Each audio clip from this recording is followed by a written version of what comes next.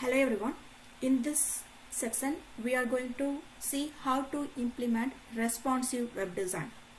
So how to make your website a device friendly. That means no matter which which device that we are using, it should display the content in a clear way. So that is what we say, a device friendly website. So how can we do that? There are different approaches to implement a mobile web or device friendly web. So the first approach, which is costly approach, is create a new website and host it in a separate domain with a top level domain name .mobi. So that's the first approach, which is not cost efficient. And a second approach is create a separate website, host it within the current domain, but instead of using a separate domain, we can just host it as a subdomain. Okay, for example, the White House website, if you open it in the PC, it will open with whitehouse.gov. But if you open the same website in your mobile, then you can see automatically, you can see this m.whitehouse.gov. That will get automatically, it will direct you to this domain. Okay, so that is second approach. And the third approach, which is cost efficient and which is recommended, is using different CSS. Okay, configuring the website according to different devices by customizing the CSS. Okay, so that's what we are going to learn in this section. So how to use CSS to implement different kind of device CSS layout. So first let's look at the limitations that we have when comparing with the normal PC. What are the limitations that we have? The first thing is obviously the small screen size. Okay, so comparing with the PC, we will have the area of the viewport is smaller, and then low bandwidth. Comparing with the PC, you might have noticed that the bandwidth of the PC is higher than the other devices. Okay, so lower bandwidth, and then limited font support. Some of the fonts, which is a special kind of font, will not appear in the same way that we expect in mobile or tablet. So that is a limitation in supporting fonts and limited color options. Comparing to PC, processor of the mobile or tablet will have limited color support and awkward control, in the sense that we will not have any mouse, we will not have any keyboard. Okay, so only the touch screen we will use, so that will not provide that much good control. And then limited processor and memory power and functionalities. So comparing with the PC processing power, the processing power of mobile and tablet is much lower. So in terms of layout, what are the limitations that we have? The first limitation is we will not be comfortable when we see horizontal scroll bar in the mobile, because for every line you have to go back and forth. You have to use the scroll bar to read the line, a single line. So which is kind of annoying. So we will not like, no one will like the horizontal scroll bar in the mobile display. Even in PC we don't prefer, but the thing is like it is kind of easy. But comparing with the PC, the mobile display, we are not supposed to create any horizontal scroll bar to display the content. So the second thing is heading elements need to be there to make it more clear, and wherever it is appropriate, use list and avoid tables, because the table you cannot customize the table. So when you need to display a table in your website, automatically it will create horizontal scroll bar. Okay, so that you cannot control. So wherever it is needed, what you can do, you can just avoid the tables and use a list or some other format, so that you can customize by using CSS. So when it comes to a mobile display, try to avoid displaying tables, and then wherever it is appropriate, give the labels. For example, in form controls, give the labels and tips, all those stuff to make it easier. And then always use relative units like percentage, em. Avoid absolute units like pixel, points, all those stuff. Okay, so if you say 100 pixel in PC and in mobile, the viewport of the mobile is very small. Okay, so if you're saying the 500 pixel of the image as 500 pixel, then it will take the whole viewport in the mobile. Instead, you can say 50%, so that according to the given display size viewport, it will just take the 50% of the viewport. So always use relative unit. And also positioning, that means avoid absolute positioning. So we have practiced position the previous chapters, right? Position can be relative, absolute, different positioning we have practiced. So we here, when it comes to device friendly website, we have to always avoid absolute positioning. We have to go for relative positioning. And then hide the unnecessary content. Okay, so since we have only very small amount of viewport, we have to just display the needed content. And then when we speak about the navigation, we have to minimize the navigation, like what to say, we have to provide the minimal navigation, and then that too, it is appropriate to give in the top of the web page as a single layout, as a block level element. Okay, not an inline block element, because with the limited space we cannot touch that particular button of the navigation, so that is really will not be convenient. So always it is recommended to provide a navigation. Let me show you this picture. For example, you can see if this is the navigation, always lose this blue color layout. Look at this. So always go for this black level layout. Okay, so that it will be easy for the navigation. So the next thing, provide consistent navigation. That means same place in all the pages, the navigation should be provided in the same page. The same thing for a normal web design, always the navigation should be in the consistent place. And avoid hyperlinks like open in new window. So those kind of things, it is okay to have it in PC display, but if you need to do it in mobile, then it will be kind of, it will create a new window in mobile, so which is kind of hard to navigate between the windows. Okay, so avoid hyperlinks saying open in new window.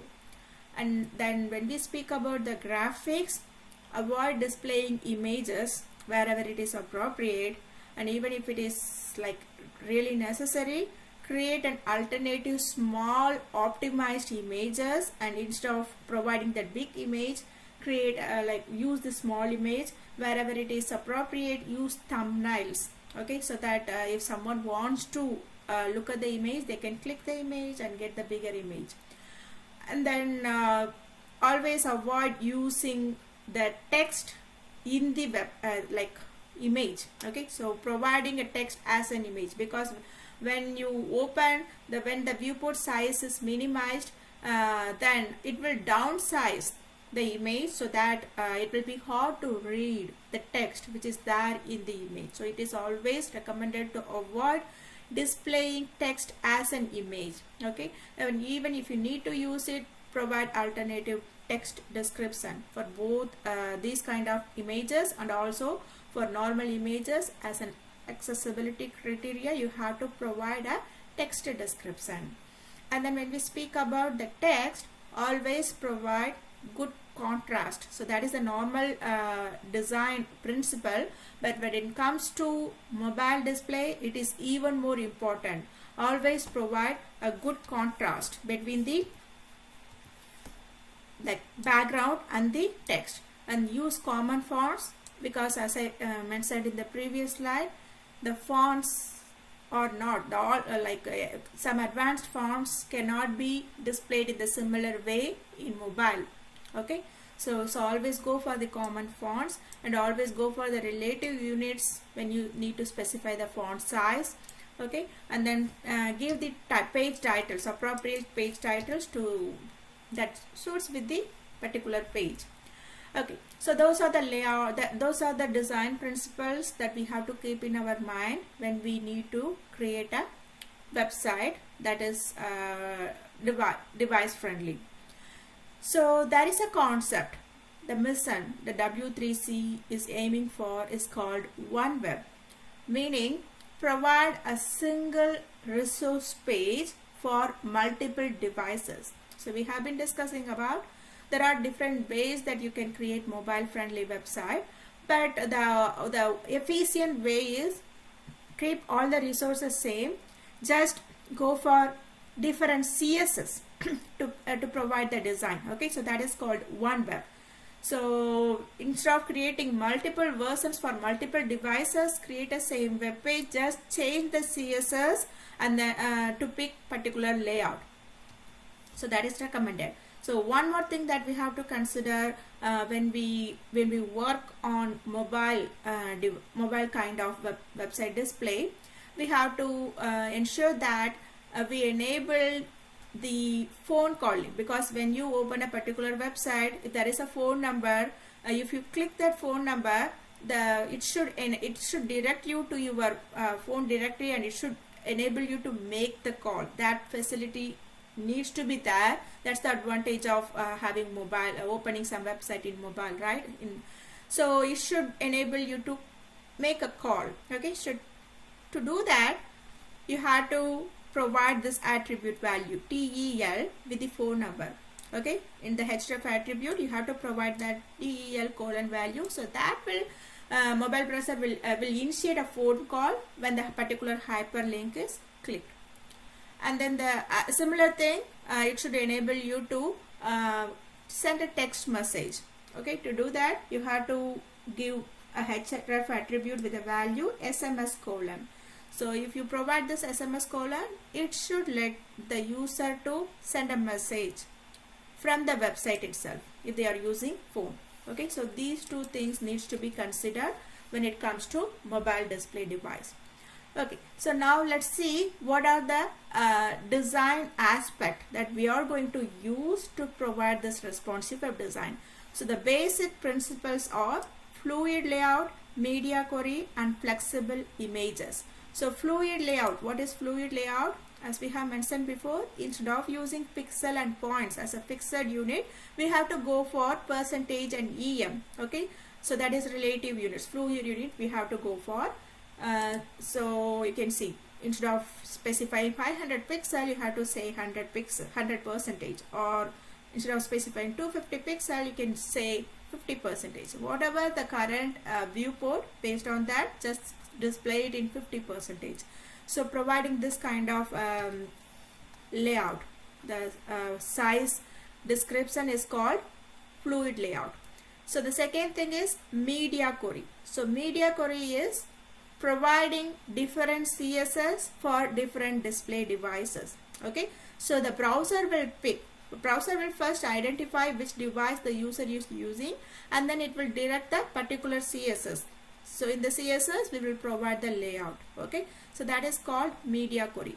And the third important concept is flexible images, because we cannot use the same size in all devices, because if you say that a particular image is of 500 pixel width and 500 pixel height, in PC it will be in perfect size, but if you open it in mobile, it will just take the whole viewport. Okay, so that you cannot see the other content. So we have to customize the images according to different display devices. Okay, so that is possible by using flexible images concept.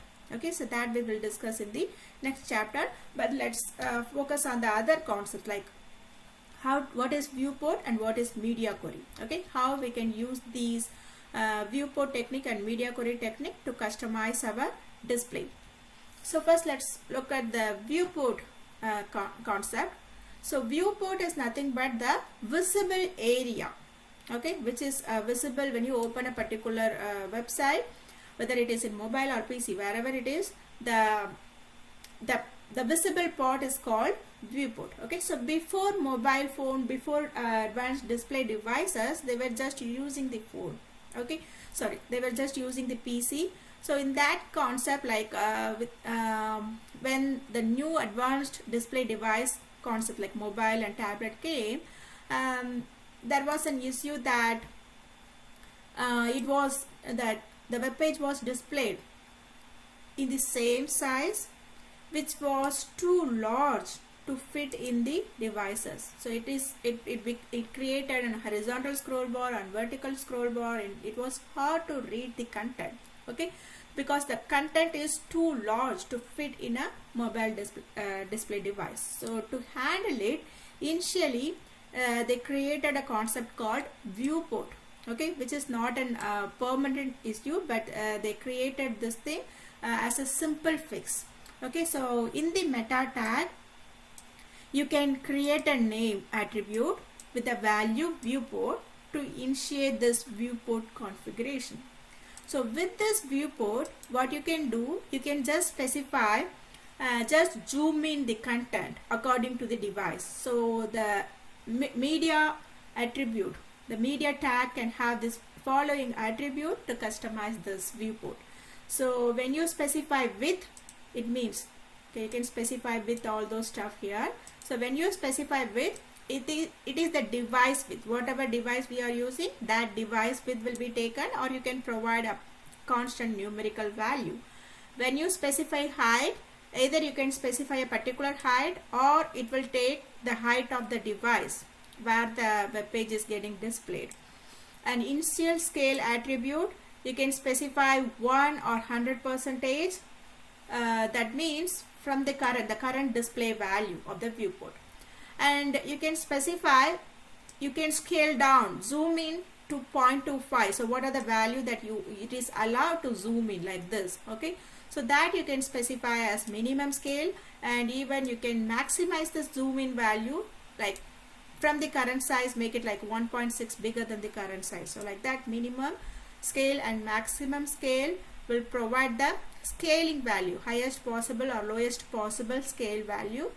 And there is an attribute called user scalable attribute, which will allow the user to zoom in or zoom out according to their convenience. They can even zoom in and zoom out. If you have, for that you have to specify user scalable, and you have to specify the value yes. So if you say yes, it will let the user to zoom in or zoom out. If you say no, then it will disable the zooming options. That attribute is user scalable attribute. So this is possible, like this will let the, it is an easy fix, okay. With single line of code, you can just customize it in a way that you can zoom in and zoom out to read the content, okay. But this is not a permanent fix. The permanent fix is media query. So to enable the device friendly website, the best possible option is enabling the media query. How it works. So the media query first determines the capability of the device where the web page is getting displayed, okay. So it will just look for the screen resolution, orientation, and all those things. It will just read, and then it will enable the browser to pick that particular CSS. So you will have 3 different type of CSS for the same website. So you will say, when it is a mobile CSS, just have the CSS styling configurations. When it is a tablet kind of device, just go for this styling descriptions. And when it is a desktop kind of display, just pick these kind of CSS. Like that, you will have 3 different set of CSS styling options, so that the media query will direct the browser to pick a particular CSS according to the device, okay, where the web page is, like the user is opening that particular web page, okay. So the media query option is supported in most of the browsers, like latest browsers. So let's see how we can include media query. So there are 2 different ways that you can do it. The first method is providing a link tag. So you remember where we will provide the link tag in here. So in the link tag, normally we will specify the CSS, right? Along with that, you can specify the media query attribute, okay. So inside the media query attribute, you can just specify only screen and match device and width of the device. So here you can specify, so when the device width is 480 pixel, that is mobile display, then just go and pick this particular CSS. Like that you can specify. So here the only specifies it only like it is not for the outdated browsers, okay, only for the current browsers. So screen means not for the print layout, only for when the web page is opened by using screen, not for the print option. And then only for this width, only when the width is less than or equal to 480 pixel, which is mobile display. Okay, so you can specify this. The browser will read, the browser will check for this condition. When this condition is okay, then it will just direct the browser to open, to display the website by using this particular CSS. Okay, so there is another way that we can say, use. The second method is, instead of using it link, we can just use you can specify the style description in CSS itself. Okay, for that you have to use the @ media only. So this is the content you have to provide at media only screen. So only for the media, that is not for the other devices. The media should be only the screen, not the print. And the maximum width is 480 pixels. That is the mobile. Or you can say min width or max width property, whatever it is. You can specify the width of the device to pick a particular device. Okay, and then here inside this you can provide all the style descriptions, like how you want to display your header, how you want to display your main content, navigation. All those style descriptions can be provided within that media query options. So this is the second method. So mostly we will go for the second method, specify it directly in CSS. That is what mostly we will prefer. Okay, now let's look at an example to see how it works.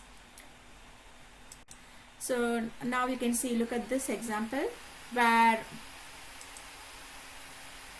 you can see this is the mobile display, and when it is the tablet display, then it comes to the double column layout. You can see this is single column layout, and it is double column layout with the tablet display, mobile display, tablet display, and this one is PC display, where it becomes 3-column layout.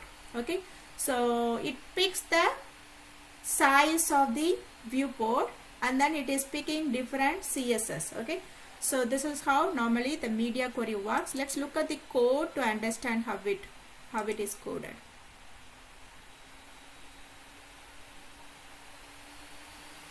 So now let's look at the code. You can see how we have included media query. So you can see this is for the basic design is for mobile. Okay, you can specify in the mobile display mode how your header, main, aside, footer area needs to be displayed.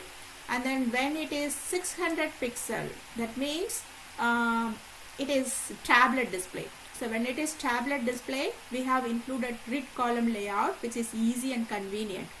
I'll explain this code.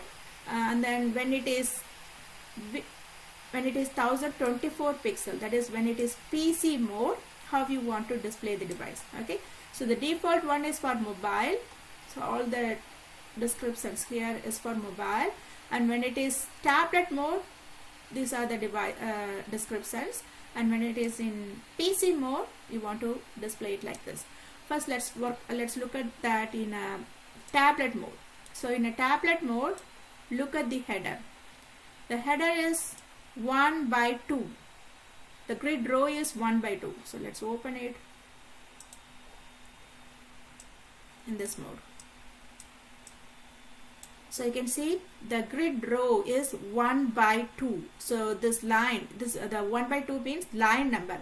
So we have seen how it works in the grid layout section. So 1 and 2. So the header needs to be displayed with 1 and 2. So it starts with the line 1 and ends in line 2. And the column layout, there are 3 columns initially, right? So it should spread from column 1 to column 1, 2, 3. So here through 2 columns in the tablet display. So 1, 2, 3. It ends in the third column, where the third column ends.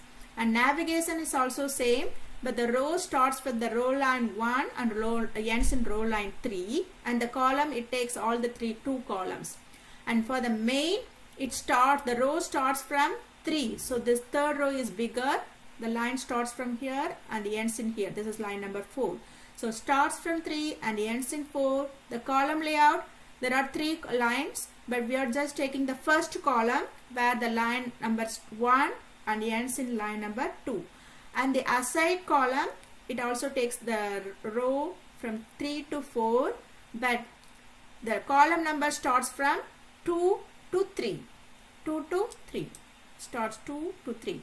And the footer area, it is the last row, that is the line number is 4 and ends in 5, but it takes the 2 columns. So it starts from 1 and the columns ends in 3. So this is for the tablet display. You can see how we can easily customize it by the grid, row and column method. So the last method, let's look at the PC mode.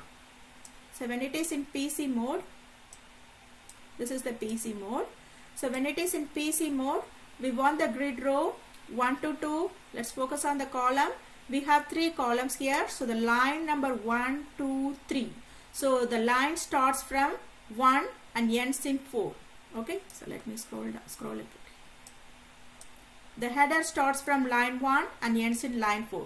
The navigation, the navigation is kind of, it takes the second row and it ends in third row. Okay. But it is just taking the first column. That is, the column starts from 1 and ends in 2. And similarly, the main is for the second column layout. So the grid row is the same row, starts from second line and ends in third line, but it is taking the second column layout. That is 2. It starts with 2 and ends in 3. And similarly, the aside one starts with the column line 3 and ends in column line 4. And the final layout, area, that is footer area, the row line starts from 3 and ends in 4, but the column, it takes all the columns. So the column line 1 and ends in line 4. Okay. So this is how you can easily combine the grid layout or flex layout concept, and you can specify this code to pick up a media query so that you can have this device friendly version very easily. Okay, so you can just make it mobile, device friendly. So changing the layout according to display devices. Also, we have used the grid layout concept and the media query concept to bring in this device friendly version of a website. See you in the next video. Thank you.